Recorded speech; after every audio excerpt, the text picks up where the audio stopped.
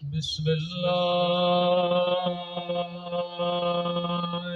الرحمن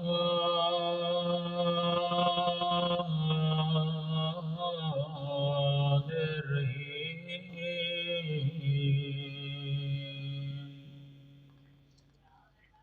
الحمد لله رب العالمين الحمد لله كما هو أهله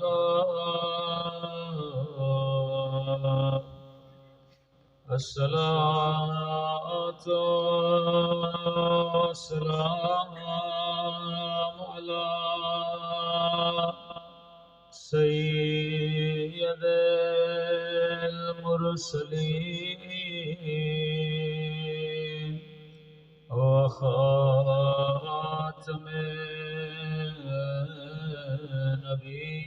النبيين أبي القاسم محمد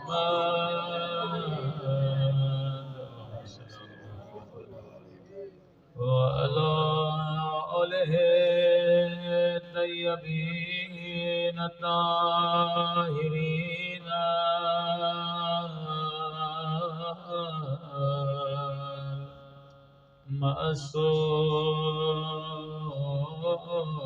معصومين سب مل کے دعائیں مانگیں سماعت اللهم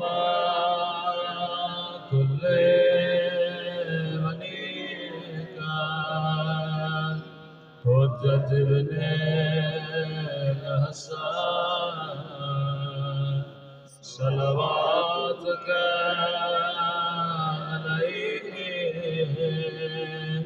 وعلى آبائه في هذه الساعة وفي كل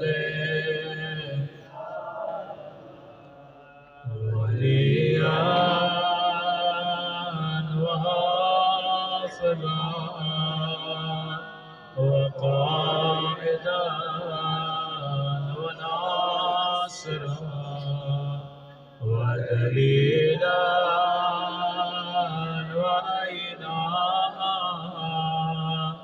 حتى تسكنه أرضك طوعا وتمتعه فيها طويلا برحمتك يا أرحم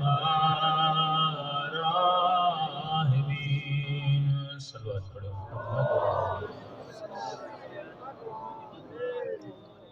بسم اللہ الرحمن الرحیم رب اشرح لي صدری ويسر لي امری واحلل عقدة من لساني يفقهوا قولي اما بعد فقد قال سبحانه وتعالى بسم الله الرحمن الرحيم قل لا أسألكم عليه أجرا إلا المودة في القربى صلوات پڑھے محمد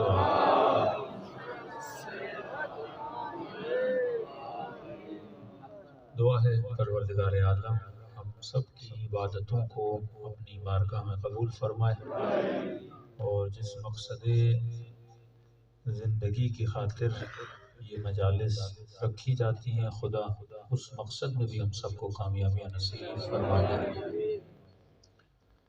زندگی میں انسان کوئی بھی کام کرے وہ مقصد کے ساتھ، بے مقصد زندگی حیوان کی زندگی ہوتی ہے، انسان کی زندگی نہیں ہوتی۔ کہ مولا فرماتے ہیں کہ جس انسان کا آج اس کے کل سے بہتر نہ ہو اس پر اللہ کی اور علی کی لعنت ہے۔ آپ حیوانات کو دیکھتے ہیں، بکری کا جیسا آج ہے ویسا کل ہوتا ہے، مچھر کا جیسا آج ہے ویسا کل ہوتا ہے، مکھی کا جیسا آج ہے ویسا کل ہوتا ہے۔ فرمایا نہ تو مکھی ہے، نہ تو مچھر ہے، نہ تو گدھا ہے، تو انسان ہے، انسان کا کل اس کے آج سے بہتر ہوتا ہے۔ تو سوال یہ ہے کہ میرا آج اپنے کل سے کس چیز میں بہتر ہو؟ کیا مال میں بہتر ہو، شکل میں بہتر ہو، کہ مثلا آج میری جیب میں 1000 ہے تو کل میری جیب میں 2 ہونے چاہیے، یا شکل میں بہتر ہو کہ مثلا آج میرا رنگ کالا ہے، فیئر اینڈ لولی کریم لگا لوں تو کل سفید ہو جائے۔ فرمایا نہیں، یہ بہتری خدا نہیں چاہتا۔ بہتری کا مطلب یہ ہے کہ انسان جسم کو کتنا بھی کھلائے پلائے، یہ 25 سال کے بعد جسم بڑھتا نہیں ہے۔ آپ چھوٹے تھے، 15 کے ہوئے، 20 کے ہوئے، 25 کے جب ہو گئے تو جیسا قد اب آپ کا ہے اس سے آگے بڑھنے والا نہیں ہے۔ ایک ہفتہ کھا لیں قد وہی کا وہی رہے گا، پیٹ پھٹ تو سکتا ہے پر قد کبھی بڑھے گا نہیں۔ جتنا بڑھنا تھا بڑھ چکا، جو بال اگنے تھے اگ چکے، جیسے نقش بننے تھے اللہ نے بنا لیے۔ لیکن ایک چیز ہے جو کرو گے تو دن بدن بڑھے گی، کہ مولا وہ کیا ہے؟ فرمایا اے انسان اپنی عقل کو دن بدن تو بڑھا سکتا ہے۔ مثلا آج پہلی کلاس، پھر دوسری کلاس، پھر تیسری کلاس، پھر چوتھی کلاس، یہ بچہ جو 5ویں کلاس میں شکل سے پتہ نہیں لگتا یہ 5ویں کلاس میں۔ مثلا ایک آدمی یہاں پہ بی اے، ایک ایم اے، ایک ان پڑھ، تو جب چاروں لوگ بڑے ہوتے ہیں تو شکل پہ نہیں لکھا ہوتا یہ ڈاکٹر ہے۔ کہاں سے پتہ چلتا ہے؟ جب اس کی جتنا علم حاصل کرتا ہے عقل اس کی اتنی موٹی ہوتی جاتی ہے۔ مولا فرماتے ہیں جب تک بندے کے پاس علم ہے کوئی بھی اسے گمراہ نہیں کر سکتا۔ ہم در اہل بیت پہ کیوں آتے ہیں؟ کیونکہ یہ وہ در ہے جو انسان کو علم عطا کرتا ہے۔ آپ بڑے خوش نصیب ہیں۔ اہل سنت میں پورے سال میں کتنی مجلسیں ہوتی ہیں؟ زیادہ سے زیادہ میر میلاد النبی، شبہائے قدر، بہت زیادہ ہو گیا، بیچ میں 1-2 پروگرام اور ہو جاتے ہیں۔ لیکن آپ شیعوں کو اہل بیت کتنا علم دیتے ہیں مجلس عزا کے صدقے سے۔ محرم کے 10 دن آپ کو علم ملتا ہے، ایام سفر میں آپ کو علم ملتا ہے، ایام شہادت مولا علی میں آپ کو علم ملتا ہے، اور اس علم کے لیے آپ کوئی فیس بھی نہیں دیتے۔ خرچہ تو بانی مجلس کا ہوتا ہے، آپ تو فری میں آتے ہو، نیاز کھا کے بھی چلے جاتے ہو۔ مشہور ہے نا جہاں چاول کا دانہ وہاں آدمی کا آنا، تو جس مجلس میں دیگے ہوں وہاں رش بھی زیادہ ہوتا ہے۔ تو یہ واحد مجلس ہے جہاں چاول بھی ملتے ہیں اور علم علی ابن ابی طالب بھی ملتا ہے۔ عظمت امام علی علیہ السلام بلند ترین صلوات۔ یہ وہ در ہے جہاں سے کوئی خالی ہاتھ نہیں جاتا۔ یعنی جب مولا علی ظاہراً اس دنیا میں تھے تب بھی لوگوں کو علم دے رہے تھے۔ آج مولا ظاہراً آپ کو نظر نہیں آتے لیکن علی کی مجلس سے آج بھی لوگوں کو علم مل رہا ہے۔ کانا مدینۃ العلم وعلی بابھا، میں شہر علم ہوں اور دروازہ کون ہے؟ علی ابن ابی طالب ہے۔ تو اکثر لوگوں سے کہا جاتا ہے آپ علی کے در پہ کیوں جا رہے ہو؟ تو بھائی آپ علی سے بہتر عالم دکھاؤ تو ہم اس کے دروازے پر جائیں، علی سے بہتر زاہد دکھاؤ تو ہم اس کے در پہ جائیں، علی سے بڑا شجاع لاؤ۔ اس میں کوئی تعصب کی بات نہیں ہے۔ کوئی غیر شیعہ آپ کو بولے نا آپ علی کو پہلا امام کیوں مانتے ہو، آپ بول دیجئے علی کو چھوڑنے کے لیے تیار ہے، لیکن شرط یہ ہے کہ علی سے بہتر لاؤ، تب جا کے میں اس کو مانوں گا۔ شجاعت میں سب سے بہتر ہے۔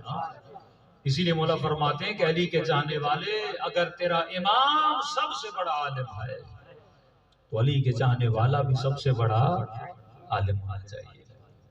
ہمارے یہاں مسئلہ یہ ہے کہ سب سے زیادہ جو بیماری ہے وہ ٹائم ضائع کرنے کی بیماری ہے۔ جس بھی گاؤں سے گزرتا ہوں ہوٹلیں ہی ہوٹلیں ہیں، ہوٹلیں ہی ہوٹلیں ہیں، 4-4 گھنٹے بندے ہوٹل پہ بیٹھے۔ اب پتہ نہیں ہوٹل پہ تفسیر قرآن پڑھ رہے ہیں، کیا ہو رہا ہے اس ہوٹل میں، کہ کائنات کا علم بانٹا جا رہا ہے۔ مولا فرماتی یہ انسان اپنا دشمن ہے۔ علی والا نہ دوسرے کا ٹائم ضائع کرتا ہے نہ اپنا ٹائم ضائع کرتا ہے۔ مولا کا سوال سنیے. امام نے کہا مومن یہ بتا انسان کا سب سے بڑا دشمن کون ہے؟ سب سے بڑا دشمن شیطان نہیں، نفس نہیں. مولا فرماتے ہیں انسان کا سب سے بڑا دشمن انسان کی اپنی جہالت ہے. جب تو جاہل ہوتا ہے ہر بندہ تجھے گمراہ کر سکتا ہے. مثال دوں، آپ سب کو پتا ہے کہ مولا حسین کی قبر کہاں ہے؟ کہاں پر ہے؟ کربلا میں ہے. مولا علی کی قبر کہاں ہے؟ نجف میں ہے. ایران کا مثلاً ایک بادشاہ ہے شاہ عباس، آپ کو پتا ہے اس کی قبر کہاں ہے؟ کسی کو نہیں پتا شاہ عباس کی قبر کہاں ہے. اب مجھے پتا ہے کہ آپ کو پتا نہیں. یہاں سے میں آپ کی جہالت کا فائدہ اٹھاؤں گا. مجھے پتا ہے کہ آپ کو پتا نہیں کہ ایران کا ایک بادشاہ ہے اس کی قبر کہاں پر ہے. اب جو پتا میں دوں گا اس پتے پہ آپ چلو گے کیونکہ آپ کو پتا نہیں. دیکھیے ایک بندے کو ایڈریس بتانی ہوتی نا تو گوگل میپ جو بتاتا ہے بندہ اسی پہ چلتا رہتا ہے. اب وہ جہاں لے جائے میں وہاں پہ چلا جاؤں گا. تو یہ گوگل میپ کیا بنا؟ ہمارا امام ہے کہ جو راستہ یہ بتائے ہم اسی راستے پہ چلتے ہیں کیونکہ ہمیں راستے کا پتہ نہیں. اب جو راستہ بتائے گا ہم اس راستے پہ چلیں گے. اب جب آپ کو پتہ نہیں اور مجھے پتا ہے کہ آپ کو پتا نہیں، اب جو پتا میں دوں گا اس پتے پہ پورا گاؤں چلنا شروع ہو جائے گا. اب میں نے کہا مثلا ایران کا بادشاہ ہے شاہ عباس، اس کی قبر ہے مثلا اصفہان میں. آپ سب نے کہہ دیا کہ مولانا تھے، سید تھے، مجلس میں آئے تھے اور ہمیں بتایا کہ اس کی قبر کہاں پر ہے؟ اصفہان میں. آپ ایران پہنچے اور ایرانیوں کو کہا کہ ہمیں شاہ عباس کی قبر دیکھنی ہے. ہاں بھائی کہاں جانا ہے؟ آپ نے کہا اصفہان جانا ہے. اس نے کہا اصفہان میں تو ہے نہیں. آپ نے کہا نہیں مولوی صاحب نے بتایا تھا. آپ ضد کرنے لگے، وہ کہنے لگا وہاں پر نہیں ہے. تو مطلب جب آپ کے پاس علم نہیں ہوتا، جو پتہ میں آپ کو دیتا ہوں آپ اسی پتے پہ چلتے ہو. لیکن آپ سب کو پتا ہے علی ابن ابی طالب کی قبر کہاں ہے؟ نجف اشرف میں ہے. اس منبر پر پاکستان کا سب سے بڑا عالم آ کر قسم بھی کھائے کہ علی کی قبر کربلا میں ہے. کوئی مانے گا؟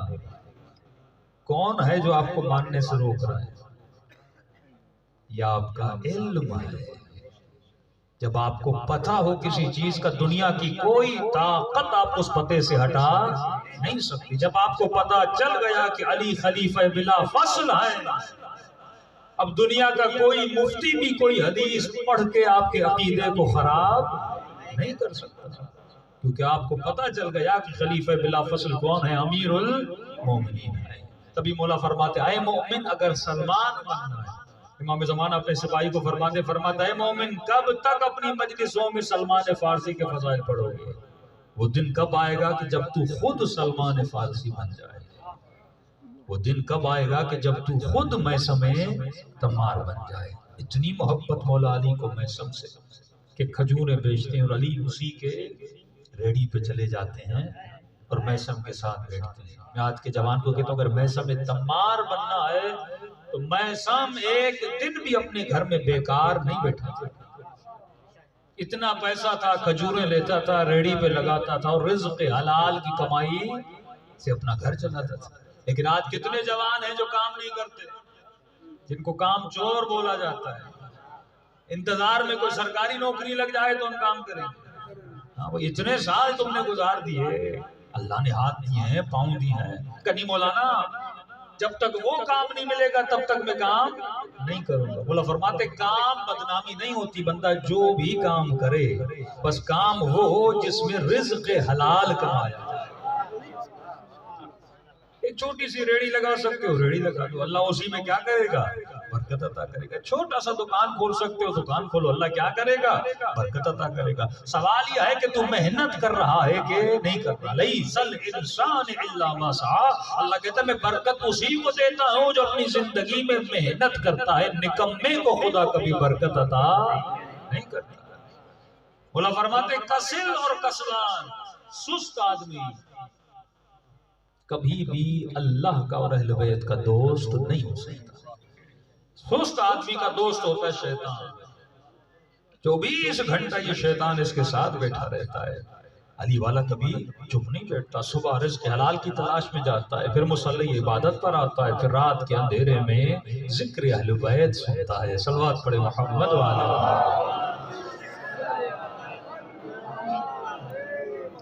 اب آپ ایسے محنتی بنیں گے تو پھر اہل بیت زندگیوں میں کرامات لاتے ہیں۔ تہران کا ایک تاجر کہتا میں بڑا محنتی تھا، دن رات محنت کر کے میں بزنس کرتا تھا۔ اب زندگی میں اتار چڑھاؤ تو آتا ہے انسان میں، آپ نے محنت کر کے کھیتی باڑی کی، اچانک طوفان آیا، سارے کھیت کیا ہو گئے؟ تباہ ہو گئے۔ ایسا بھی ہوتا ہے۔ اب بندہ جب کھیت تباہ ہوتے ہیں تو بڑا اللہ پہ ناراض ہوتا ہے، اے خدایا میں نے اتنی محنت کی، میرے سارے کھیت جو تباہ ہو گئے۔ یہ نہیں سوچتا کہ ایک وقت وہ بھی تھا کہ جب تم نے محنت کم کی تھی پر اللہ نے دگنا کر کے عطا کیا تھا۔ اس وقت تو نے اعتراض نہیں کیا کہ خدا مجھے اتنا زیادہ کیوں دیا؟ تو کبھی زیادہ بھی دیتا ہے، کبھی کٹوتی بھی کر دیتا ہے۔ اللہ کہتا ہے نیک بندوں کی نشانی ہے جب میں زیادہ دوں تو میرا شکر کرتے ہیں، اور جب میں کم دیتا ہوں تو صبر کرتے ہیں، اور اسی صبر کے نتیجے میں بڑھا کر ان کو عطا کرتا ہوں۔ تو یہ بھی کہتا ہے میں نے بڑی محنت کر کے بزنس کیا، لیکن اچانک بزنس میں نقصان ہوا۔ تقریباً کوئی پاکستانی آپ سمجھیں 15-20 کروڑ کا قرضی ہو گیا۔ اب شیعہ جب بھی پریشان ہوتا ہے تو کہاں جاتا ہے؟ در اہل بیت پہ جاتا ہے۔ یہی وہ وسیلے ہیں، یا وجیہن عند اللہ اشفعی لنا عند اللہ، اے وہ چہرے جو اللہ کی دربار میں بڑی عزت والے چہرے ہیں۔ کہتا ہے کچھ پیسے نہیں تھے، اتنے پیسے تھے میں نے ایک ریٹرن ٹکٹ لیا اور اپنے کھانے کے لیے کہ ایک دن مشہد رکوں گا، کوئی سمجھو پاکستانی 1-1.5 ہزار میں نے جیب میں رکھے، اس سے زیادہ کچھ بھی نہیں تھا۔ اب میں نے کہا جو ہے مجھے اس در سے ملے گا۔ کہتا ہے مشہد و رضا پہنچا امام رضا کے، زری مولا کی پکڑ کے اتنا رویا کہ مولا میں نے تو بڑی محنت کی، میں نے زندگی میں ایک لقمہ حرام کا نہیں کھایا، جنہیں محنت کر کے رزق حلال کمایا، ابھی بزنس میں نقصان ہوا، اس میں میرا قصور تو نہیں ہے مولا۔ روز دروازے پہ قرضی آتے ہیں، دروازہ کھٹکھٹاتے ہیں، اب شرم آتی ہے، میں دروازے پہ نہیں جاتا، بیوی دروازے پہ جاتی ہے، مولا کہاں اپنا سر چھپاؤں، کہاں جاؤں؟ کہتے بڑا شکوہ کیا امام رضا سے، وہاں سے واپس آیا، بھوک لگی کہ دوپہر کا کھانا کھاؤں، جیسے ہوٹل پہ پہنچا کھانا کھانے کے لیے جیب میں جیسے ہاتھ ڈالا تو کسی نے جیب میرا کاٹ دیا تھا، کہ وہ جو 1-1.5 ہزار خرچے کے لیے تھا وہ بھی جیب کٹ چکا۔ کہتا ہے اب تھوڑا سا ناراض ہو کے امام رضا کے حرم جانے لگا۔ میں نے کہا مولا رضا میں یہاں مانگنے آیا تھا، اوپر سے جو 1 ہزار تھا وہ بھی بندے نے کاٹ دیا، تو میں تو یہاں آپ سے لینے آیا تھا، یہاں تو الٹا کام ہو گیا کہ جو کچھ تھا وہ بھی میرے جیب سے نکل گیا۔ کہتا یہی سوچ رہا تھا، اچانک جیب میں ہاتھ ڈالا تو ایک سکہ میرے جیب میں باقی، 98 ہوتی تھی پہلے، 1 روپیہ 5 روپے کا جیسے سکہ ہوتا ہے، ایک سکہ میرے جیب میں تھا۔ کہتا ہے ٹیلی فون بوتھ تھا، پہلے ایران میں اگر ٹیلی فون کرنی تھی تو اس سکہ ڈالتے تھے اور آپ ٹیلی فون میں لاتے تھے۔ ایسا ہی ذہن میں خیال ہے کہ کھانے کے لیے کچھ نہیں، واپسی کے لیے کچھ بھی نہیں، جو پیسے تھے سارے چوری ہو گئے۔ ایسے ذہن میں خیال آیا کہ کوئی ایسے ہی نمبر ملا جو بھی بندہ اٹھائے اسے اپنی پریشانی بتاؤ۔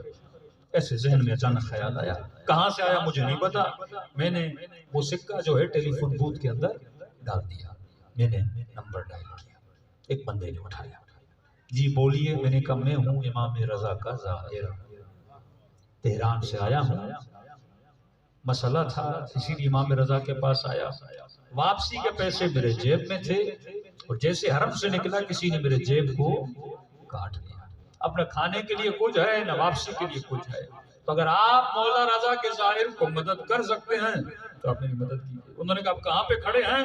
کہا میں بازار رضا فلک یاب، وہاں پہ ٹیلی فون بوتھ ہے وہاں پہ کھڑا ہوں، اس رنگ کے میرے کپڑے ہیں، کہا وہیں پہ رکیے ہم گاڑی آپ کے لیے بھیجتے ہیں۔ کہتا میں نے کہا شاید کسی نے مزاق کیا ہے، لیکن میں نے کہا کھڑے ہونے میں کیا ہے، میں تھوڑی دیر کھڑا ہو گیا، اتنے میں نے دیکھا ہے گاڑی آئی، اس گاڑی سے ڈرائیور نکلا، کہا آپ نے فون کیا تھا؟ کہا میں نے کیا تھا، کہا گاڑی میں بیٹھ جائیے، کہا گاڑی میں بیٹھ گیا، گاڑی چلنے لگی، مشہد سے بہت تھوڑا دور نکل گئی، وہ علاقہ جو امیروں کا علاقہ تھا، جسے آپ پوش علاقہ بولتے ہیں، گاڑی وہاں گئی، ایک بہت بڑا گھر، بہت بڑا دروازہ، آٹومیٹک دروازہ کھلا، گاڑی اندر گئی۔ میں نے کہا تو کوئی امیر آدمی کا گھر ہے۔ وہاں پہ اترا، گھر کے اندر سے صحن میں ایک بوڑھا شخص 65-70 سال کا وہ میرے قریب آیا کہا آپ نے فون کیا تھا؟ کہا ہاں۔ کہ امام رضا کے زائر ہو؟ کہا ہاں۔ کہ اس کی آنکھوں میں آنسو آئے اور اس نے مجھے اپنے سینے سے لگایا کہ کھانا کھایا ہے؟ میں نے کہا نہیں۔ کہا جاؤ۔ کا سفرہ پہلے سے لگا ہوا تھا، کھانا پہلے سے تیار تھا، میں نے کھانا کھایا۔ کہ اب بتاؤ مشہد آئے کیوں تھے؟ کہ قبلہ میں بہت بڑا بزنس مین تھا، میری کروڑوں کی فیکٹری تھی، لیکن بزنس میں نقصان ہوا۔ کتنا نقصان ہوا؟ اس نے کہا کوئی 20 کروڑ کا قرض دیا۔ کہا ٹھیک ہے۔ کہ اس نوکر کو اشارہ کیا میرا بیگ لاؤ۔ نوکر نے بیگ لایا، اس نے چیک نکالا، چیک پہ اس نے 20 کروڑ لکھے کہ یہ تمہارا قرضہ۔ کہ اور دوبارہ بزنس کو کھڑا کرنے کے لیے کتنے پیسوں کی ضرورت ہے؟ اس نے کہا 2-3 کروڑ۔ کہ پھر اس نے چیک نکالا، اس پہ 3 کروڑ لکھے کہ یہ ہے تجھے قرض الحسنہ، جو پہلا دیا وہ تیرا قرضہ تھا، اب یہ تجھے قرضہ دے رہا ہوں کہ اگر ہو سکے زندگی میں تو مجھے واپس کرنا، جب تک میں زندہ ہوں واپس کر سکے تو صحیح، لیکن اگر میں مر گیا تو میں نے تجھے سارا معاف کر دیا۔ عظمت امام رضا علیہ السلام بلند ترین صلوات۔ کہ تمہیں پریشان ہو، یہ کون آدمی ہے؟ نہ مجھے جانتا ہے، نہ میرے قبیلے کا پتہ، نہ میری ذات جات کا پتہ، ایسے کون کسی کو 20 کروڑ اور 3 کروڑ دے دیتا ہے؟ میں نے تعجب کے عالم میں پوچھا، میں نے کہا آپ کا احسان تو اپنی جگہ، لیکن مجھے سمجھ نہیں آتا یہ آپ اتنے احسان مجھ پہ کر کیوں رہے؟ ایک بندہ آپ کو فون کرے بولے امام رضا کا زائر ہوں اور آپ اسے اتنا کچھ عطا کر دیں، کیسے نہیں دیا؟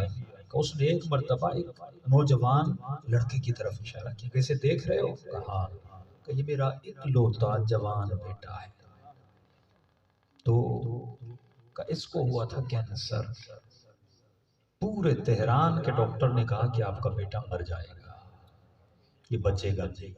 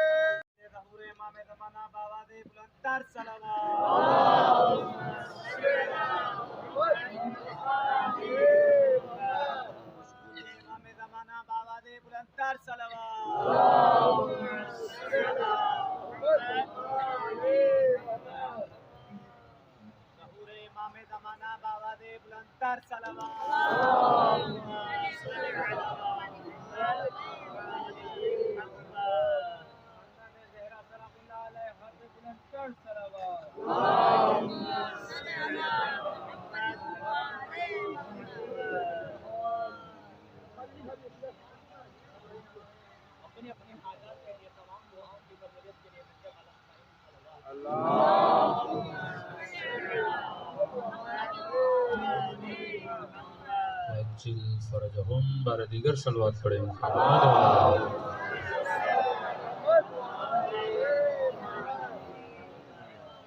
تو کہ میرے بیٹے کو کیا تھا؟ کینسر تھا، تہران کے ڈاکٹروں نے کہا کہ بیٹا مر جائے گا، تقریباً 2 ہفتے ہمیں جتنا علاج کرنا تھا ہم نے علاج کر دیا، پھر بھی کہا کہ میں نے کہا میرے پاس پیسہ بہت ہے، جتنا مانگو میں دینے کے لیے تیار، ایک لوتا میرا بیٹا ہے اسے بچا لو، توجہ میری طرف ہے، کہ اگر بیٹے کو انگلینڈ لے جاؤں بچ جائے گا، کہ ہم نے تو جو دیکھا بیٹا بچنے والا نہیں، لیکن دل کی تسلی کے لیے اگر لے جانا چاہتے ہو لے جاؤ۔ کہتا ہے فوراً میں نے بیٹے کو لے گیا انگلینڈ، ہاسپٹل میں ایڈمٹ کروایا، 4 ٹیسٹ وہاں ہوئے، پہلا ٹیسٹ ہوا پوزیٹیو آیا کہ آپ کا بیٹا بچے گا نہیں، دوسرا ٹیسٹ ہوا پوزیٹیو آیا کہ آپ کا بیٹا بچے گا نہیں، تیسرا ٹیسٹ ہوا پوزیٹیو آیا کہ آپ کا بیٹا نہیں بچے گا۔ نرس نے کہا اگر چوتھا ٹیسٹ بھی پوزیٹیو آ گیا تو بیٹا تیرا بچنے والا نہیں ہے۔ کہ میں نے نرس کو کہا کہ ہاسپٹل میں کوئی چھوٹا سا کمرہ ہے جہاں پہ میں عبادت کر سکتا ہوں؟ کہا ایک کمرہ ہے وہاں یورپ میں انگلینڈ میں ہاسپٹلز میں چھوٹی چھوٹی مسجدیں ہوتی ہیں. کہتا میں اس کمرے کے اندر چلا گیا, وہیں پہ کھڑا ہو کے میں نے مشہد الرضا کی طرف دیکھا. میں نے دل پہ ہاتھ رکھا, میں نے کہا مولا رضا اب ہر جگہ سے میری امیدیں ٹوٹ چکی ہیں, اگر بیٹا بچ گیا مولا میں وعدہ دیتا ہوں آپ کے ایک زائر کے لیے جو کچھ کر سکا وہ کروں گا, جو میرے بس میں ہوگا مولا, یہ میرا وعدہ ہے, آپ کے ایک زائر کے لیے جو کچھ بھی کر سکا مولا دل و طاقت سے وہ سب کچھ کروں گا. کہ یہ کہہ کر کے رویا, رونے کے بعد 2 رکعت نماز پڑھی, میں باہر آیا, دور سے دیکھا کہ نرس کے چہرے پہ خوشی ہے, دوڑی دوڑی آئی, کہہ رہی پتہ نہیں یہ کیسے ممکن ہوا لیکن چوتھا ٹیسٹ جو ہے وہ نیگیٹو آ گیا. عظمت امام رضا علیہ السلام بواز بلندر سلوات. اب ڈاکٹر نے کہا ہم دوبارہ سے سارے ٹیسٹ کریں, کیونکہ ہمیں تعجب ہے کہ یہ ٹیسٹ کس طرح نیگیٹو آ گیا. کا عالم تعجب یہ تھا, پھر پہلا ٹیسٹ, پھر دوسرا ٹیسٹ, پھر تیسرا ٹیسٹ, سارے کے سارے ٹیسٹ صحیح آ گئے. ڈاکٹر کہنے لگے جو انگریز تھے یہ کسی معجزے سے کم نہیں. میں نے کہا میرے بیٹے کے لیے کوئی دوائی تو دو گا, آپ کے بیٹے کو کچھ ہوا ہی نہیں تو ہم دوائی کیا دیں گے؟ یا اس میں کوئی مسئلہ تھا یا ہماری مشینیں خراب ہیں. پہلے آیا تو ٹیسٹ پوزیٹیو تھے, اب سارے ٹیسٹ کیا ہو گئے؟ نیگیٹو ہو گئے. کہ لے جاؤ ایران اپنے بیٹے کو, بیٹا ٹھیک ہو گیا. کہ پھر تسلی دل کے لیے میں تہران آیا, پھر سے میں نے سارے ٹیسٹ ریپیٹ کیے. ایرانی ڈاکٹر بھی پریشان تھے کہ یہ بیٹا تو بیمار گیا تھا, اچانک ٹھیک کیسے ہو گیا؟ میں نے کہا جس نے ٹھیک کرنا تھا اس نے ٹھیک کر دیا.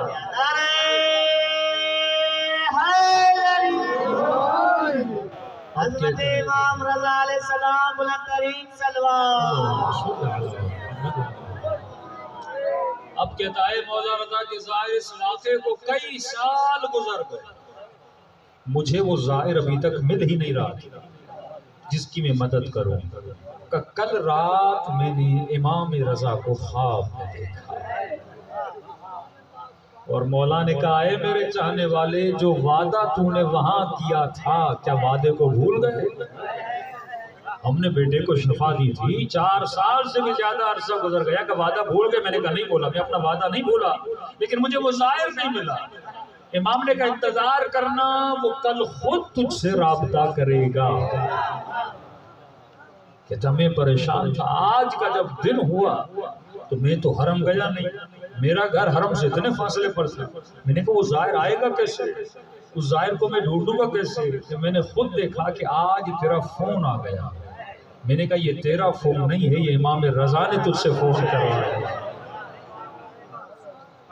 اگر ایمان بندے کا مضبوط ہو, اگر مومن خود سے پھر اللہ اور اہل بیت سے مخلص ہو جائے. مولا فرماتے ہیں سب سے بڑا جاہل انسان وہ ہے, اور جاہل کا تعلق اہل بیت سے ہے نہیں. کہ مولا جاہل کی نشانی کیا ہے؟ آپ نے کبھی پڑھے لکھے جاہل دیکھیں؟ پڑھا لکھا جائے. مولا فرماتے ہیں سب سے بڑا جاہل وہ ہے جو اپنے علم پہ عمل نہیں کرتا. مثلاً آپ ڈاکٹر کے پاس گئے, آپ نے کہا ڈاکٹر صاحب مجھے کھانسی بہت ہوتی ہے. ڈاکٹر نے کہا سگریٹ پیتے ہو؟ آپ نے کہا ہاں. کہ سگریٹ بڑا خطرناک ہے, کینسر ہوتا ہے, آج کے بعد سگریٹ نہیں پینا ورنہ ٹی بی ہو جائے گی. آپ نے کہا ٹھیک ہے ڈاکٹر صاحب, میں آج کے بعد سگریٹ کو منہ بھی نہیں لگاؤں گا. اور 1 مہینہ گزرا, گاؤں میں کسی کی شادی تھی, اور آپ نے دیکھا اسی شادی میں وہ ڈاکٹر آیا ہوا, اور آپ نے دیکھا ڈاکٹر سگریٹ پہ سگریٹ پیے جا رہا ہے. مطلب جو اپنے علم پہ عمل نہ کرے وہ سب سے بڑا جاہل ہے. کہ آپ کو کہے کہ سگریٹ نہ پیو اور خود پیتا رہے, اسے کہتے ہیں پڑھا لکھا جاہل. یہ قیامت میں بڑے جوتے کھائے گا. جسے علم ہو پر اپنے علم پہ عمل نہ کرے. تو مجلس کا ایک فائدہ بھی ہے, ایک نقصان بھی ہے. مجلس کا ایک فائدہ بھی ہے, نقصان بھی ہے. فائدہ یہ ہے کہ ثواب بہت ملے گا. نقصان یہ ہے اگر جو سنا اس پہ عمل نہیں کیا تو جوتے بڑے پڑے. کیونکہ مجلس کیا بڑھاتی ہے؟ علم بڑھاتی ہے. اب آپ کو پتا چلا یہ اچھا ہے یہ برا ہے, تو اللہ کل پوچھے گا نا کہ جب پتہ چلا تھا تو اس پتے پہ تو نے عمل کیوں نہیں کیا؟ تو ایک فائدہ ہے لیکن ایک نقصان بہت بڑا ہے۔ آیت اللہ بہجت ایران کے بہت بڑے عالم دین عارف باللہ امام زمانہ سے جن کی ملاقاتیں ہوتی تھی، کئی نوجوان پاکستان سے انڈیا سے ہر جگہ سے جاتے تھے، قبلہ نصیحت کریے، نصیحت عالم کے پاس آپ جاتے ہیں نا کہ ہمیں نصیحت کریے، تو کہتے تھے میری سب سے بڑی نصیحت یہ ہے کہ میں کوئی نصیحت نہیں کروں گا، اور پہلی نصیحت یہ ہے کہ جتنا پتہ ہے اس پر عمل کرو، جتنا علم ہے۔ اب کسی نے مولا علی سے پوچھا کہ مولا میرے رزق میں برکت نہیں ہے، شادی نہیں ہوتی ہے، کئی لوگ کہتے ہیں بندش آ گئی ہے، رشتے ہوتے ہیں رشتے ٹوٹ جاتے ہیں۔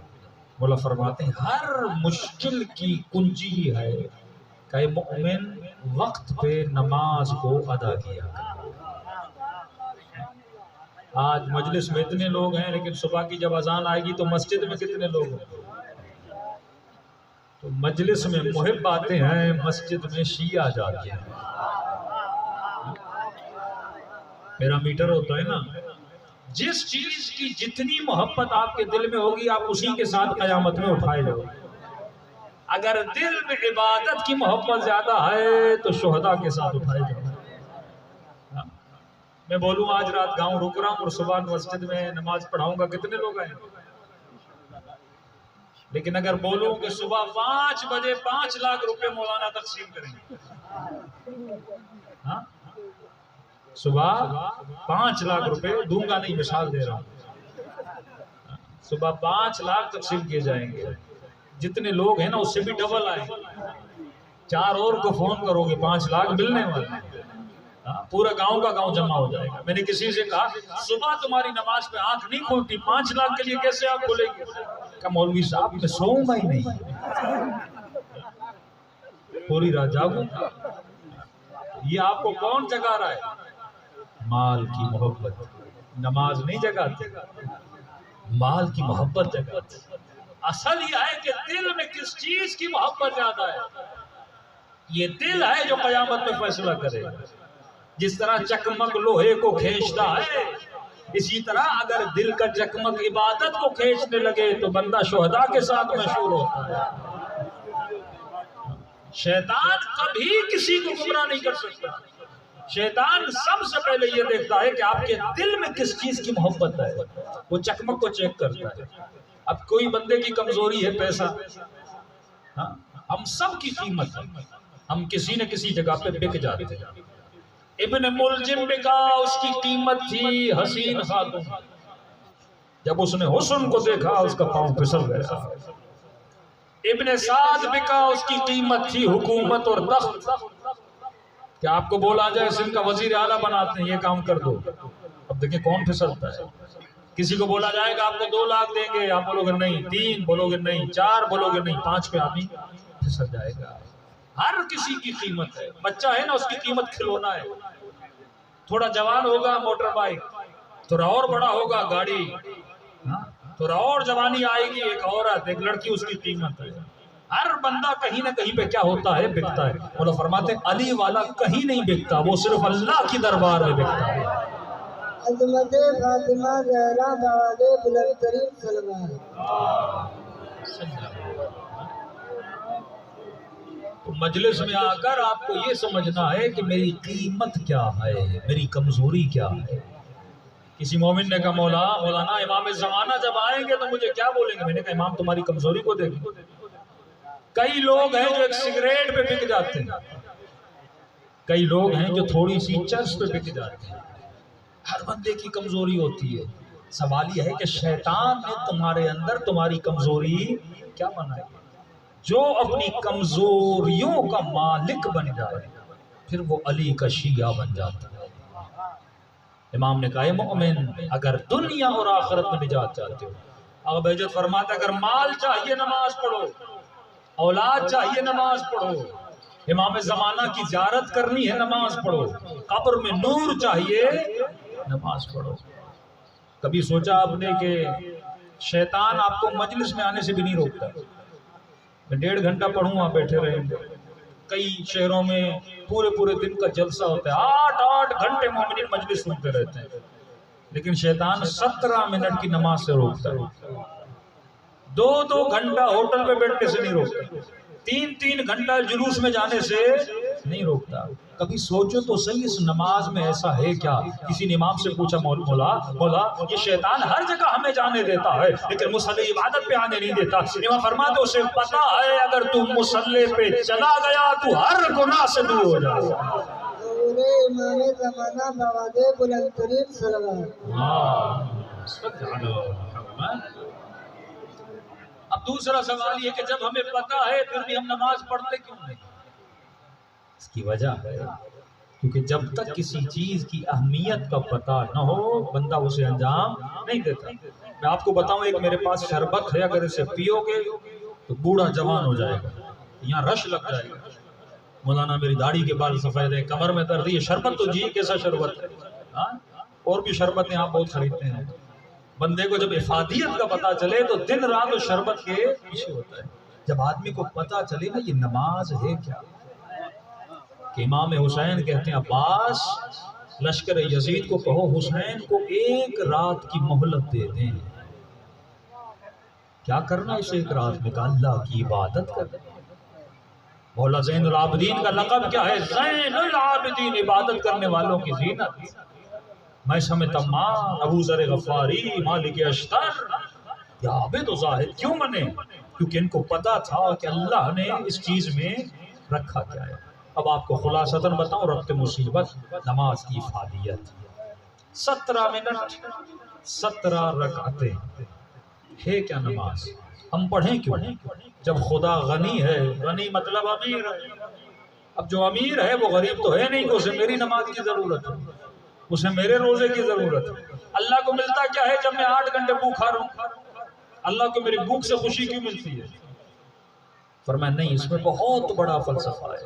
پہلا فلسفہ فرمایا خدا نخواستہ اگر تمہاری بیٹی بیمار ہو جائے، خدا نخواستہ، اور ڈاکٹر کہے اس کے علاج میں 40 لاکھ روپئے لگنے، آپ وہ غریب کھیتی باڑی کرتے ہو، آپ کے پاس پیسے نہیں، آپ کو پتا چلا آپ کے گاؤں میں ایک وڈیرا ہے، امیر آدمی ہے، آپ اس کے پاس گئے۔ ایک ہوتا ہے سخی، ایک ہوتا ہے کریم۔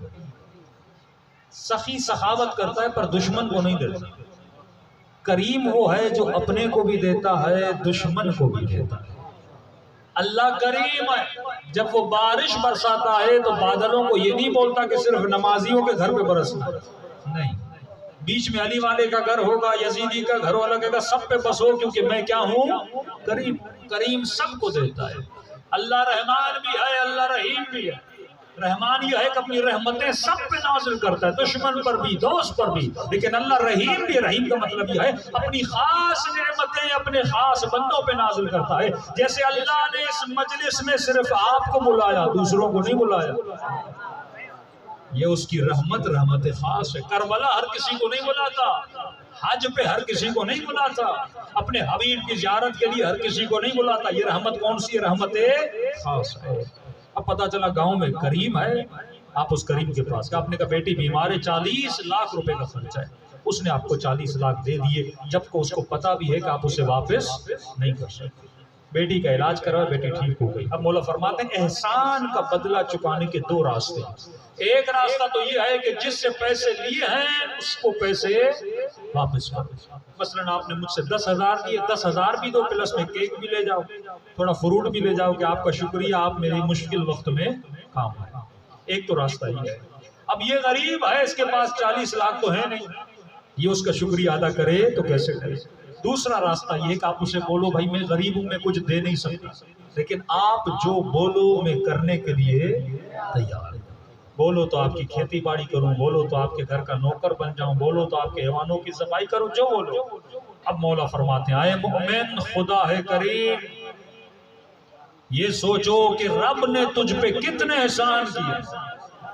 اس نے بولنے کے لیے تجھے زبان دی، اس نے دیکھنے کے لیے تجھے آنکھیں دی، اس نے چبانے کے لیے تجھے دانت دیے، 32 دانت اللہ نے دیے ہیں۔ ایک دانت بھی نکل جائے تو حیدرآباد میں جا کے علاج کروا، پتا چلے خرچہ کتنا ہے۔ نقلی دانت کا 25 سے 40 ہزار لیتے ہیں، اللہ نے فری میں تجھے 32 دانت دے دی، 1 روپیہ بھی خدا نے تجھ سے نہیں لیا۔ آنکھیں اللہ نے تجھے عطا کی ہیں. نقلی بال لگاؤ تو پتا چلے کتنا خرچہ. تو نواز شریف نے لگائے کہ نہیں لگائے؟ عمران خان نے لگائے کہ نہیں لگائے؟ سب کے سروں پہ نقلی بال. لاکھوں روپیہ خرچ کیا ہے لیکن اللہ نے تجھے اصلی بال دی ہیں. اس نے 1 روپیہ تجھ سے نہیں دیا. زمینداری کرتے ہو، ایک دانہ زمین میں ڈالتے ہو، پانی بھی اس کا، ہوا بھی اس کی، سورج بھی اس کا، مٹی بھی اس کی. جس ہاتھ سے ڈال رہے ہو وہ ہاتھ بھی اس نے عطا کیا. جس وجود سے ہل چلاتے ہو وہ سب کچھ بھی کس نے دیا ہے؟ اس نے دیا. جو ٹریکٹر چلا رہے ہو وہ لوہے سے بنا، لوہا بھی کس نے دیا؟ اللہ نے دیا. زمین سے نکلا نا لوہا، شیشہ، یہ سارے پیٹرول سے چل رہا ہے. پیٹرول کس نے دیا؟ اللہ نے. ہر شے اللہ نے تجھے فری میں دی، بدن سے لے کر، دانت سے لے کر، آنکھوں سے لے کر. اور اتنا کریم ہے تو زمین میں ایک دانہ ڈالتا ہے وہ کئی دانے بنا کے زمین سے باہر نکالتا ہے.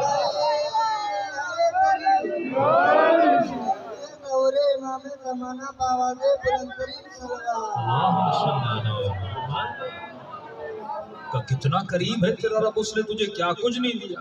تو منہ میں لقمہ ڈالتا ہے وہ پیٹ میں جاتا ہے. اب اللہ نے پیٹ کو بتایا اس سے خون بننا ہے، اس سے گوشت بننا ہے، اس سے چربی بننی ہے، اس سے کھال بننی ہے. یہ سب کچھ کس کی نعمتیں ہیں؟ پروردگار عالم کی. کبھی ہاسپٹل تو جا تجھے پتا چلے اللہ نے کتنی نعمتوں سے تجھے نوازا ہے. پوری جوانی گھٹنے چلاتا رہا، آج کل لوہے کے گھٹنے ڈل رہے ہیں لوگوں کو. اللہ نے نیچرل تجھے چیزیں دی ہیں. فرمایا مومن یا تو یہ ہے جو 40 لاکھ دے اسے واپس کر. اگر واپس نہیں کر سکتا دوسرا راستہ یہ ہے تو اس مالک کو بول کہ جو تو بولے گا میں کرنے کے لیے تیار ہوں. کہ مومن جو کچھ اللہ نے تجھے دیا تیرے پاس اتنی طاقت نہیں، وہ سب کچھ تو اللہ کو کیا کرے؟ واپس کرے. کورونا کا موسم تھا نا، ہاسپٹل میں آکسیجن لگاتے ہیں، ایک دن کے ہزاروں لیتے ہیں. یہاں پہ فری میں اتنی آکسیجن لے رہے ہو. اللہ نے کبھی تم سے پیسے دیے؟ کبھی نہیں دیے. کہ مومن سب سے بڑی نعمت اس نے تجھے انسان بنایا، اس سے بڑی نعمت اس نے تجھے علی والا بنایا، اس سے بڑی نعمت اس نے تجھے حسین کا عزادار بنایا، اس سے بڑی نعمت رات کے اس پہر میں اس نے تجھے فرش عزائے حسین پہ بلایا. اب یہاں تو یہ ہے جو کچھ اس نے دیا تو اسے واپس کرے. کہ مولا ہم جو کچھ اس نے دیا واپس کر نہیں سکتے. اب امام فرماتے ہیں اللہ سے سوال کر، اے خدا میں تیرا شکریہ کیسے ادا کروں؟ فرمایا ہر گناہ کی معافی ہے، نمک حرامی کی معافی نہیں. بندہ اس بندے پر احسان کرے تو اسے شکریہ نہ بولے. ایک بندہ تیری بیٹی کی جان کو بچائے تو اسے تھینک یو نہ بولے. ایک بندہ تمہاری عزت کو بچائے تو اس کا شکریہ نہ بولے. کتنے تم نے گناہ کیے لیکن اللہ نے تمہارے گناہوں کو تمہارے بھائی بہنوں کو نہیں بتایا. کتنے تم نے گناہ کیے، اللہ نے تمہارے گناہوں کو تمہارے ماں باپ کو نہیں بتایا. اگر وہ چاہتا تمہارے گناہوں سے پردہ ہٹاتا، اس نے تمہارے گناہوں پہ پردہ رکھا. اس نے بہترین شکل عطا کی، اس نے بہترین آواز عطا کی، اس نے تمہارے بازوؤں میں طاقت رکھی. کیا اس خدا کا شکریہ نہیں بنتا کہ یہ بولو کہ خدایا تیرا شکریہ ہے کہ تم نے اتنا کچھ مجھے عطا کیا. کہ مولا اگر میں خدا کا شکریہ ادا کروں تو کیسے کروں؟ کہ اللہ سے پوچھو کہ خدا کا شکریہ ادا کیسے کرنا ہے. کہ پروردگارا تو بتا تیرا شکریہ ادا کیسے کروں؟ تو اللہ کہتا ہے دن میں 17 رکعت نماز پڑھ. یہ نماز نہیں ہے، یہ خدا کا شکریہ ہے.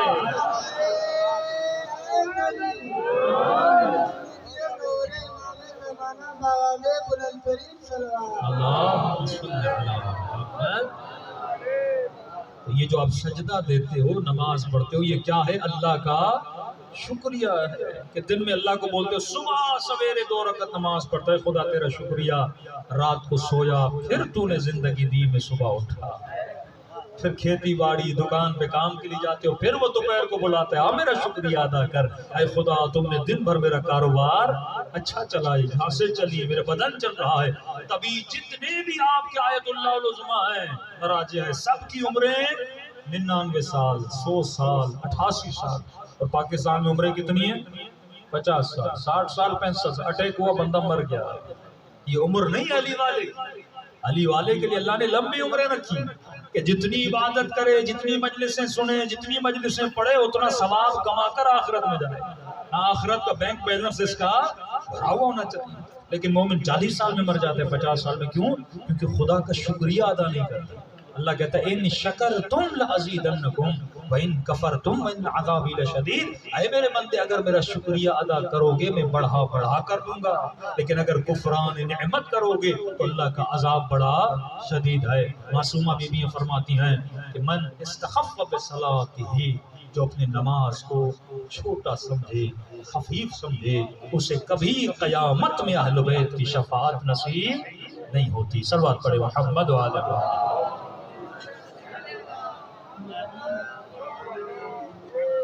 اب انسان جب جوان ہوتا ہے تو مختلف عشقوں میں مبتلا ہوتا ہے۔ کئی لوگ دیکھیں جن کو مرغے لڑانے کا بڑا عشق ہوتا ہے، کئی لوگوں کو جوا کھیلنے کا عشق ہوتا ہے، کئی لوگوں کو کرکٹ کھیلنے کا عشق ہوتا ہے۔ تو اکثر لوگ کہتے ہیں کہ مولانا ہم نے سنا کہ مولا علی کو پاؤں میں تیر لگا تھا، اور مولا جب نماز پڑھ رہے تھے تو پاؤں سے تیر نکالا گیا اور علی کو پتہ ہی نہیں چلا۔ یہ کیسے ممکن ہے؟ میں نے کبھی دیکھا کسی کو کرکٹ کا جنون ہوتا ہے، ہاں دن بھر کرکٹ کھیلتا رہتا ہے، والی بال کھیلتے رہتے ہیں، گھٹنے زخمی ہو جاتے ہیں، پنڈلیاں زخمی ہو جاتی ہیں، بندے کو پتہ ہی نہیں لگتا۔ کیوں پتہ نہیں لگتا؟ کیونکہ جس چیز کا جنون ہو اس میں زخموں کا پتہ نہیں لگتا۔ جس چیز کا عشق ہو بندہ جب وہ کرتا ہے تو انسان کو پتہ نہیں لگتا۔ تو علی کو عشق نماز، عشق عبادت پروردگار عالم تھا۔ یہ وہ عشق ہے جو اہل بیت آپ کو عطا کرنا چاہتے ہیں۔ فرماتے ہیں دنیا چاہیے بندے خدا اللہ کی عبادت کرو، آخرت چاہیے اللہ کی عبادت کرو، قبر کی پہلی رات اگر نور چاہیے تو اللہ کی عبادت کرو۔ فرمایا بہن زینب مجھے نماز شب میں یاد رکھنا۔ ہاں امام حسین فرما رہے سیدہ زینب کو کہ مولا کو ضرورت ہے بھی یاد کرے؟ نہیں، آپ کے لیے میرے چھوٹے سے بچے ہیں، جناب مسلم کے چھوٹے سے بچے، ظالم گلا کاٹنا چاہتا ہے لیکن فرماتے ہیں ظالم ہمیں اتنی مہلت تو ہم 2 رکعت نماز پڑھتے ہیں۔ یہ ہے عشق پروردگار عالم۔ خدا آپ سب کو مشہد اور رضا کی زیارت نصیب کرے۔ وہاں پہ ایک مسجد ہے، نام ہے مسجد گوہر شاد۔ گوہر شاد ایک خاتون تھی ہندوستان کی رہنے والی، بہت امیر خاتون تھی۔ جب ایران آئیں تو انہوں نے، مولا رضا کا حرم بہت چھوٹا تھا، حرم کے باہر لوگ ایک بڑی جگہ تھی جہاں پہ لوگ کچرا رکھتے تھے۔ اس خاتون کے اللہ نے مال دیا، دولت دی، عقل بھی دی، شعور بھی دیا۔ اس نے کہا مر جاؤں گی پیسہ لے جا کر کیا کروں گا؟ تو اس نے کہا اس کچرے کو ہٹایا جائے اور میں یہاں پہ بہت بڑی مسجد بناؤں، جس مسجد کو امام رضا کے حرم سے ملاؤں، تاکہ جب تک نمازی نماز پڑھتے رہیں تب تک مجھے ثواب ملتا ہے۔ آج بھی مسجد گوہر شاد میں جو بندہ نماز پڑھے ثواب خانوں میں گوہر شاد کو ملتا ہے۔ آئی مزدور بلائے، مشہد کے جتنے مزدور تھے مزدوروں کو جمع کیا، ڈیلی مزدور کام کرتے تھے، کھدائی ہوتی تھی، بہت بڑی مسجد بنائی انہوں نے۔ مزدوروں میں ایک جوان مزدور تھا، 20 22 23 سال، اور جوانی آپ کو پتہ ہے جوانی میں شہوت کا بھوت انسان پہ سوار ہوتا ہے، شادی کا بھوت انسان پہ سوار ہوتا ہے، تو بس کہتا ہے میری شادی ہو گئی تو مجھے دنیا بھی مل گئی آخرت بھی مل گئی۔ جب شادی ہو جاتی ہے تو کہتا ہے دنیا بھی گئی آخرت بھی گئی۔ عقل مند انسان شادی بھی کرے تو اچھی جگہ سے کرے، شادی شہوت کے لیے نہ کرے۔ فرمایا 2 لوگ ہیں، علماء فرماتے جب شادی کرنے جاؤ تو یہ مت سوچو بیوی لینے جا رہے، 2 نیت ہے نا، ایک بندہ بیوی لینے کی نیت کرے کہ شادی اس نیت سے کرو کہ اپنے بچوں کی ماں کو ڈھونڈنے جا رہے ہیں، یہ نیت الگ ہے۔ مطلب ایسی خاتون جس سے ایسے بچے پیدا ہوں جن کی میں تربیت کروں اور پھر مولا علی کو بول سکوں مولا میں نے ایسے بچے بنائے۔ لیکن صرف شہوت کو بجھانے کے لیے بندہ شادی کرے پھر سر پیٹتا رہے گا، اخلاق نہ دیکھے، کردار نہ دیکھے، رفتار نہ دیکھے، روز گھر میں جھگڑے ہوں گے، پھر بولے گا کاش میں کبھی شادی کرتا ہی نہیں۔ یہ جوان تھا، خانم گوہر شاد، عمر کی زیادہ تھی، تقریباً 35-36 سال کی عمر، لیکن اللہ نے اچھی شکل دی تھی، اچھی شکل و صورت والی تھی۔ تو جب یہ مزدور کام کرتے تھے یہ دیکھنے جاتی تھی کہ مزدور صحیح کام کر رہے ہیں کہ نہیں کر رہے۔ ایک مزدور کی نگاہ ان کے چہرے پر پڑی، فارسی میں کہتے ہیں ایک دل نہ 100 دل، یہ ان کا عاشق ہو گیا۔ اس نے کام پہ آنا چھوڑ دیا، 1 دن 2 دن 1 ہفتہ، اگلے دن جب خانم گوہر شاد دیکھا ایک مزدور نہیں، یہ جوان مزدور تھا، خیریت پوچھی بیمار ہو گیا کیا ہوا مدد کرے تیمارداری کریں کہ پتہ نہیں ہمیں بھی نہیں پتا ایک ہفتے سے نہیں آیا اس کے گھر پیغام بھجوایا پتہ چلا ایک بوڑھی خاتون ہے اس کا اکلوتا بیٹا ہے کہ اس کو کوئی اور بیماری ہو گئی کہ کون سی بیماری کہ یہ آپ کے عشق میں بیمار ہو اتنا سمجھا رہی ہوں کام پہ جاؤ کہ رہنا نہیں یا میرا رشتہ لے کر جاؤ یا پوری زندگی گھر میں گزارو اب بوڑھی ماں بیچاری کرے تو کیا کرے کہ نوجوان بچے والدین کو بلیک میل کرتے ہیں نا شادی کروا ورنہ خودکشی کر دیں گے شادی کروا ورنہ یہ کر دیں گے اس نے بلیک میل کرنا شروع کیا جب تک میرا رشتہ تو غریب آدمی وہ اتنی امیر خاتون تو مزدور آدمی وہ تجھ سے شادی کرے گی کیوں کرے گی کہ مجھے نہیں پتا اگر یہ مجھے نہیں ملی تو میں اپنی جان گوا دوں گا بوڑھی ماں پریشان تیری آپ سمجھا کہ میں کروں تو کیا میں بہت شرمسار ہوں نہ کھانا کھا رہا ہے نہ صحیح سے پانی کچھ بھی نہیں گھر میں پڑا ہوا بیمار ہو گیا اب خانم گوہر شاد تھی علی کی ماننے والی علی والا جواب بھی دیتا ہے تو صحیح جواب دیتا ہے مثلاً آپ کو پتا چلے نا ایک مومن ایک عشق میں گرفتار ہے اس کو ہدایت کیسے دینی ہے عقل مند بندے کا عقل نہ ہو تو کچھ بھی نہیں اس نے کہا ٹھیک ہے میں شادی کرنے کے لیے تیار لیکن میری ایک شرط اگر پوری کرے تو میں شادی کرنے کے لیے تیار اگر کسی خاتون کو پتا چلے جوان مجھے پسند کرتا ہے تو شرط بھی تو ایسی ہونی چاہیے نا ہمارے شرطیں کیا ہوتی ہیں گاڑی ہے کہ نہیں گھر ہے کہ نہیں زمین کتنی ہے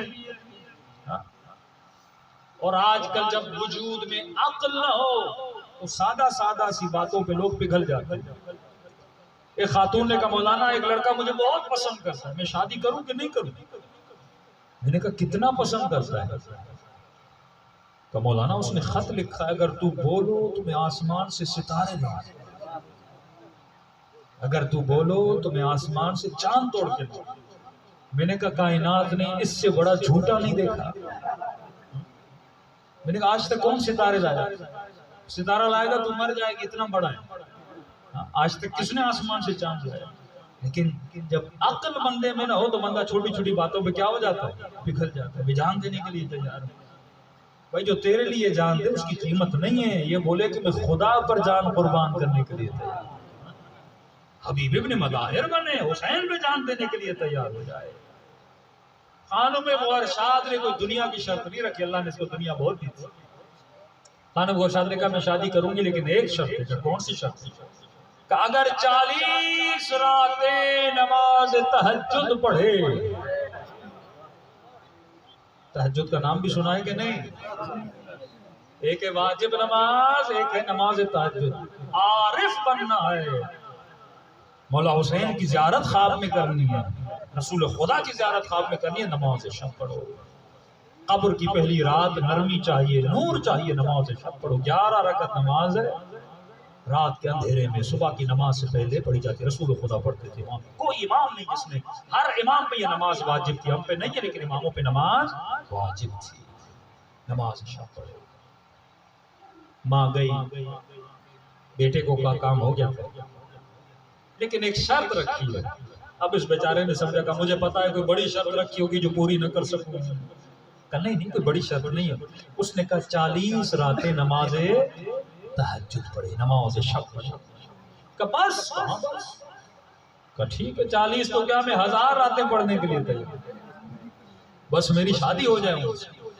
کہ ٹھیک ہے پھر پڑھنا شروع کرو اس جوان نے نماز تہجد پڑھنا شروع 1 رات 2 رات 3 رات 10 رات 15 رات 20 رات 40 راتیں گزر گئی 50 راتیں گزر گئی 60 راتیں گزر گئی خانم گوہر شاد پریشان تو پیغام نہیں آیا گھر گئی اس جوان کے دروازہ کھٹکھٹایا بوڑھی ماں اس کی باہر آئی کہ خاتون بیٹا ٹھیک ہے کہ الحمدللہ کہ کوئی خبر نہیں کوئی پتہ نہیں نمازیں پڑھی کہ نہیں پڑھی کہاں ابھی تک پڑھتا ہے کہ 40 دن گزر گئے پھر آیا کیوں نہیں رشتہ دینے کا مجھے بھی نہیں پتا میں نے بھی کئی بار بولا ہے کہ بیٹے تو نے نمازیں پڑھ لی اب جا رشتہ دینے کے لیے کہ مجھے بھی کوئی جواب نہیں دیتا کہ دیکھیں گے کہ ذرا جوان کو بلا بوڑھی ماں گئی اور جوان کو کہا دروازے پہ خانم گوہرشاد کھڑی ہے۔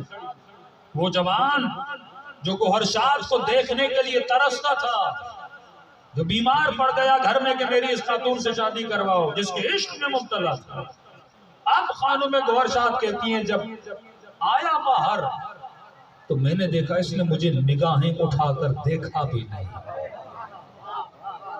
نگاہیں نیچے جھکی ہوئی ہیں، میں پریشان، بڑے ادب کے ساتھ نگاہیں جھکی ہوئی ہیں، سر جھکا ہوا ہے اور میرے سامنے کھڑا۔ میں نے کہا جوان کیا تم نے نمازیں پڑھی؟ ابھی تک پڑھ رہا ہوں۔ کیا 40 راتیں تو گزر گئی، میرا رشتہ لینے کے لیے کیوں نہیں آئے؟ کہنے لگا بس خانم گوہرشاد، جب تک نماز تہجد نہیں پڑھی تھی میں آپ کے عشق میں گرفتار تھا، لیکن جب سے نماز تہجد پڑھی ہے میرے دل میں اللہ کا عشق چلا گیا۔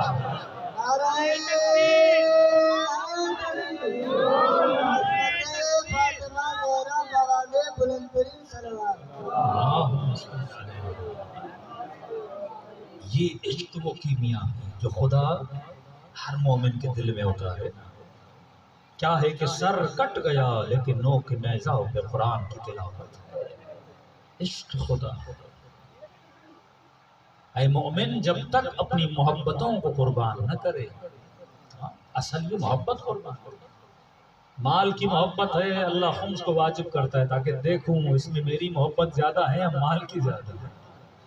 بندہ کرکٹ کھیلے، ٹی وی پر بیٹھے، ڈرامہ چلتا ہے، اچانک اذان کی آواز آتی ہے، اللہ اکبر، اللہ چیک کرتا ہے ڈرامے سے زیادہ پیار ہے رب سے زیادہ پیار ہے۔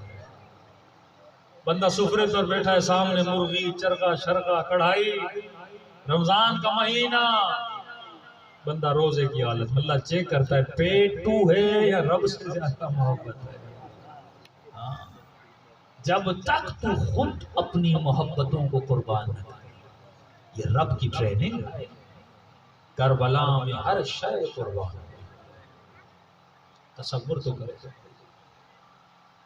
وہ کون سی ماں ہے جو اپنے 14 سال کے بچے کو قربان کرے؟ ہم کریں گے؟ 14 سال ابھی صحیح سے داڑھی بھی نہیں آئی تھی حضرت قاسم کے منہ پر، لیکن ماں نے کہا میرے لال کل مجھے شرمندہ نہیں کرنا کہ کل کو یہ بولے یہ ماں کے دودھ کا اثر ہے۔ کسی نے کہا نا کہ قاسم کی ماں کو قاسم سے محبت نہیں تھی، میں نے کہا کیوں؟ کہ کون سی ماں ہے جو اپنے بیٹے کو کربلا کے میدان میں بھیجے؟ میں نے کہا یہ قاسم کی ماں سے پوچھو، جواب آئے گا مجھے قاسم سے محبت تھی پر خدا سے عشق تھا۔ عشق پہ ہر شے قربان کی جاتی ہے۔ علی اکبر جیسا بیٹا خدا نے حسین کو دیا۔ ملتا ہے ابن زیاد کا دربار ہے، کٹی ہوئی گردنیں سامنے پڑی ہوئی ہیں، ملعون کھانا کھا رہا تھا، معصوم کا حکم ہے بھوکے کے سامنے کھانا نہ کھایا کرو، اگر کوئی روزے دار ہے اس کے سامنے کھانا نہ کھایا کرو، مکروہ ہے، بھوکے کو بھوک لگتی ہے۔ یہ بیویاں پیدل چل کے آئی تھی، کئی دنوں سے قیدی بیویوں نے کچھ کھایا نہیں تھا، ان قیدی بیویوں کے سامنے سفرے پہ بیٹھ کے لقمے چبا رہا تھا اور ہاتھ میں چھڑی تھی، ایک ایک کٹی ہوئی گردن کی طرف اشارہ کر رہا تھا، یہ کس کا سر ہے؟ کسی نے کہا یہ عباس کا سر ہے، کہا یہ دو کس کے سر ہیں؟ کہا یہ اون محمد کے سر ہے، سیدہ زینب کے بیٹوں کے سر، کہا یہ کس کا سر ہے؟ کہا یہ قاسم کا سر ہے۔ کہتے ایک مرتبہ اس کی ایک سر پہ نگاہ پڑی اور غور سے دیکھنے لگا، کہا یہ سر کس کا ہے؟ کہا کہ امیر یہ حسین کا بیٹا تھا علی اکبر، اس کا سر ہے۔ کہا اس نے وہیں پہ کھانا چھوڑا، کہا تجھے کس نے کہا تھا کہ حسین کو قتل کرو؟ کہا امیر آپ نے حکم دیا تھا حسین کو قتل کرنا ہے۔ کہا خدا کی قسم اگر مجھے پتا ہوتا اکبر جیسا جوان بیٹا ہے، اتنا خوبصورت بیٹا ہے، میں کبھی نہ کہتا حسین کو قتل کرو۔ امیر کیوں؟ کہ جس کا اتنا خوبصورت بیٹا اسے مارنے کی ضرورت نہیں ہے، وہ بیٹے کی کٹی ہوئی گردن دیکھ کے خود ہی دنیا سے چلا جاتا ہے۔ یہ وہ کریم اہل بیت کا دروازہ ہے۔ فرمایا قیامت کے دن ہر آنکھ روتی ہے لیکن دو آنکھیں کبھی نہیں روتی، ایک وہ آنکھ جو حسین کے غم میں روئے، ایک وہ عام جو اپنے گناہوں پہ روئے، یہ راتیں ہیں غم کی راتیں ہیں۔ ایسے کہوں کہ ان دنوں کے بعد اہل بیت کے گھرانے میں مصیبت کے دن شروع ہو گئے۔ تو معصوم فرماتے ہیں شیعہ وہی ہوتا ہے جو ہمارے غم میں غمگین ہوتا ہے۔ پیاری روایت، فرمایا ابھی ذاکر نے مصائب پڑھے نہیں، تو رویا نہیں، تم سب کے سروں کے پیچھے میری دادی زہرا کھڑی ہو جاتی اور دعا کے لیے ہاتھوں کو بلند کر دیا، اے خدا یہ میرے حسین کا زادہ ہے، میں زہرا اس سے راضی ہوں، تو بھی اے خدا اس سے راضی ہو جا۔ دلوں کو کربلا لے کر چلے، مولا حسین کو سلام کرے۔ ایک زائر نے امام سے کہا مولا میں آپ کی زیارت کرنا چاہتا ہوں لیکن کر نہیں پا رہا، پیسے نہیں میرے پاس، کہیں ایسا نہ ہو میں مر جاؤں اور ملائک کہے کہ تجھے شرم نہیں آتی تو حسین کی ایک زیارت کر کے نہیں آیا۔ امام نے کہا مومن گھبرانے کی ضرورت نہیں، جب بھی دل کرے حسین کی زیارت کر، سینے پہ ہاتھ رکھا کرو اور مجھ غریب حسین کو ایک سلام دیا کرو۔ کہ مولا ثواب مل جائے گا، کہ نہیں ایک نشانی ہے۔ مولا کون سی؟ کہ جب سلام کرو اگر نہ چاہتے ہوئے اگر آنسوں سے آنسو نکل آئے تو یہ مت سمجھنا یہ تیرے آنسو ہیں، یہ حسین نے تیرے سلام پر جواب دیا ہے۔ قلوب کو، دلوں کو کربلا کی طرف متوجہ کرے، جسے سلام آتا ہے سلام پڑھے، جسے نہیں آتا لفظ حسین تو سب کو تو کم از کم مولا حسین کا نام سب مل کے لیجئے تاکہ آج کی مجلس سے ثواب زیارت حسین لے کر ہم اٹھیں سب مل کے۔ السلام علی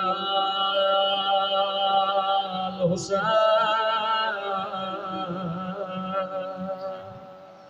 وعلی علی ابن الحسین وعلی اولاد، آواز تھوڑی بڑھا، وعلی اصحاب حسین، سب مل کے السلام علی الحسین وعلی علی ابن، ماشاءاللہ بلند آواز، وعلی اولاد الحسین وعلی اصحاب، میرا سلام ہو زینب کی لٹی ہوئی چادر پہ،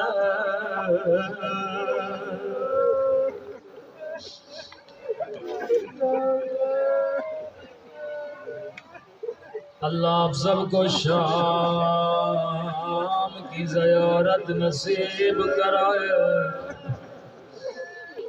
اللہ آپ سب کو ننھی سی قبر سکینہ کی زیارت نصیب کرائے۔ یہ سلام میرے سلام نہیں، امام زمانہ کے سلام ہے۔ پڑھے لکھے مومن جانتے ہیں ایک زیارت ہے جس کا نام زیارت ناہیہ ہے۔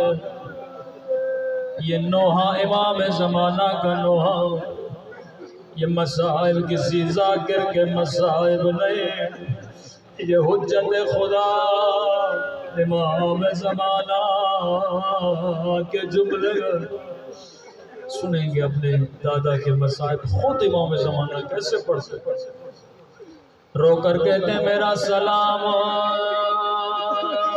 ان زخمی کلائیوں پر جن کو پس گردان باندھ گیا تھا۔ فرمایا عائشیو جب بھی آنکھوں میں آنسو اپنے لیے دعا پہلے نہ کرنا، میرے ظہور کی دعا کرنا۔ روکے گا مولا خدا کو کون سا واسطہ دوں کہ جب بھی دعا کرو اللہ کو تو واسطہ دیا کرو مولا کون سے واسطے رو کر کا ایک خدا کو میری پھپھی زینب کا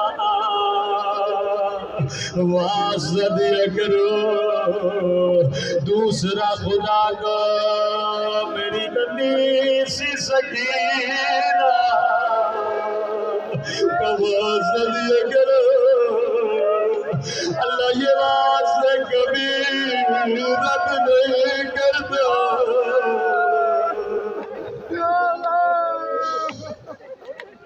مولانا قربان آپ کی مظلومیت پہ فرمایا مومن تو سن کے روتا لیکن میں نے اپنی آنکھوں سے دیکھا ظالم میری پتھریوں کی چادر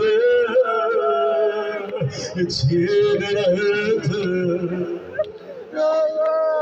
اگلا جملہ سننا بڑا درد والا جملہ رو کر کہنے لگے میرا سلام ان خشک ہونٹوں پہ جب بندہ پیاسا ہو تو ہونٹ خشک ہو جاتے فرمایا میرا سلام ان خشک ہونٹوں پہ جن پہ ظالم چھڑی مار تھا میں کو امام زمانہ آپ کو ووٹ یاد جن پہ یزید چھڑے مار رہا تھا لیکن ایک سلام میں بھی کرنا چاہتا ہوں امام زمانہ میرا سلام ان ننھی سی آنکھوں پہ جو یہ منظر دیکھ رہی تھے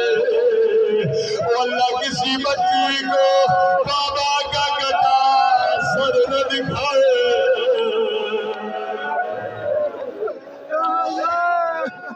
اللہ کسی بچی کو یتیم نہ بنائے بیٹے بھی بابا سے پیار کرتے ہیں لیکن چھوٹی بچیاں اپنے بابا سے بڑا پیار کرتی ہیں کسی نے پوچھا مولا سجا سب سے زیادہ آپ کہاں روئے رو کر کہتے تھے شام شام شام مجھے نہیں پتا آپ میں سے کون شام گیا ہے کون شام نہیں گیا لیکن میں ایک بار شام گیا ہوں میں نے رو کر کہا بی بی زینب آج بھی کوئی شریف شام کے بازار سے نہیں گزر سکتا مجھے نہیں پتا علی کی بیٹی شام کی بازار سے کیسے گزرے مولا شام کہا شام نے مجھے خون رلا مولا شام ایسا کون سا مقام تھا جہاں آپ خون رو کر کہنے لگے ایک رسی تھی جس نے سجاد کو بڑا رلایا مولا کون سی رسی تھی رو کر کہنے لگے ایک رسی تھی اور 18 گردنیں تھے عزادار کسی کا قد بڑا کسی کا قد چھوٹا فرمایا جب میں کمر کو سیدھا کرتا تھا باقر کی آواز آتی تھی بابا میرا گلا گھٹ رہا ہے سکینہ کی آواز آتی تھی بھائیا میرا گلا گھٹ رہا ہے پورے سفر میں میری کمر جھکی رہی دربار یزید اتنے میں یزید اپنے تخت میں بیٹھ اللہ جانے شمر لعین یزید کے کانوں میں کیا کیا. اس لعین نے پہلے قیدی بیویوں پہ نکل یزید تو اندھا ہو جاتا علی کی بیٹیوں کو نہ دیکھتا. پہلا سوال کیا حسین کی 4 سالہ بچی کہاں ہے؟ شمر نے سکینہ کی طرف اشارہ ملون نے کہا بچی بتا تیرا نام کیا ہے؟ اب روایت پہ غور کیجئے گا بڑے سخت جملے ذرا میری طرف دیکھیے. ملون نے کہا بچی بتا تیرا نام کیا ہے؟ راوی کہتا ہے بچی کے ہونٹ ہلے پر آواز نہیں نکلے. دوبارہ کا بتا تیرا نام کیا ہے؟ کا ہونٹ ہلے پر آواز نہیں نکلے. تیسری مرتبہ کا میں تجھ سے پوچھ رہا ہوں مجھے جواب کیوں نہیں دیتے؟ امام سجاد کی دکھ بھری آواز آئے معلوم بچی بتا تو رہی ہے لیکن گردن کی رسی بڑی تنگ ہے. بچی کی آواز کیسے نکلے؟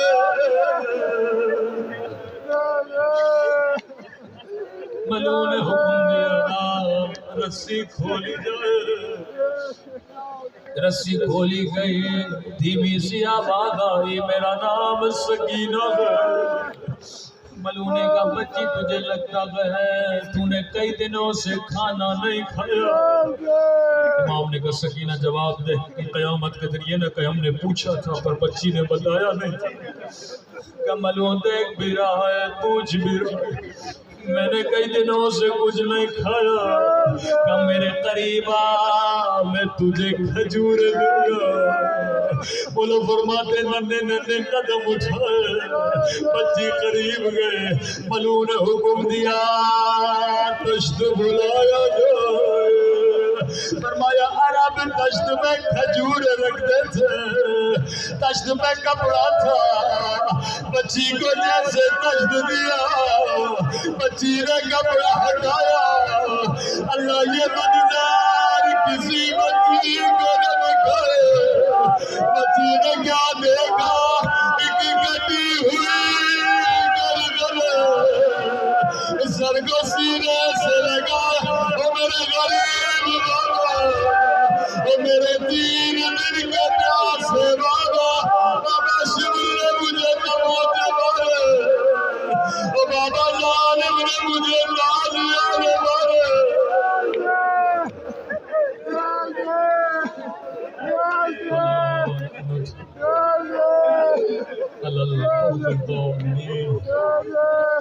اے خدا حسین کی یتیم و بچی کا باعث.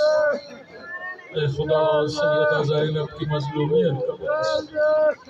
اے خدا معصومہ قم کی یتیمی کا واسطہ ہمارے مولا اور آقا امام زمانہ کا ظہور فرما. ہم سب کے مولا کے آباد و انصار میں شریک فرما.